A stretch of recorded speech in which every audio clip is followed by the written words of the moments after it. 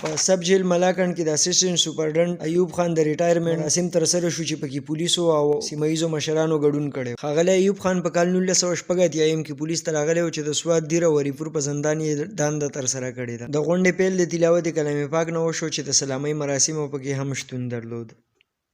والنجم والشجر يسجدان. د قاری رفیع الله د تلاوت نه پس پولیسو د سلامۍ مراسم ترسره کړل.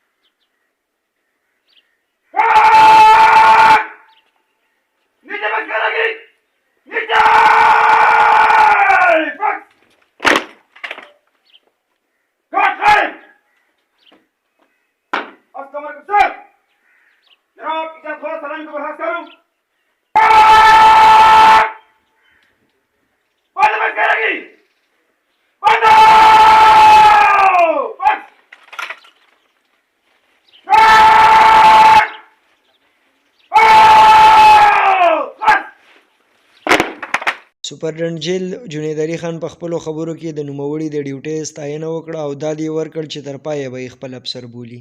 د چې کم دی داسې ورځ به نه چې د ماته میسج نه کړي چې جی سبچه ده په جیل کې حالات ټیک دي. د دریځ مسؤلیات یې نوران سید ترسره کړل او پولیسو ته پکې تعریفي تمغې هم ورکړی شوې.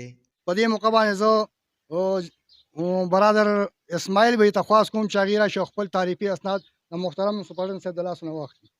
ایوب خان په تلو کې د ټولې محکمې د ملګرو نه بخښنه وغوښته او په خپله یې هم د عامې معافۍ اعلان وکړ.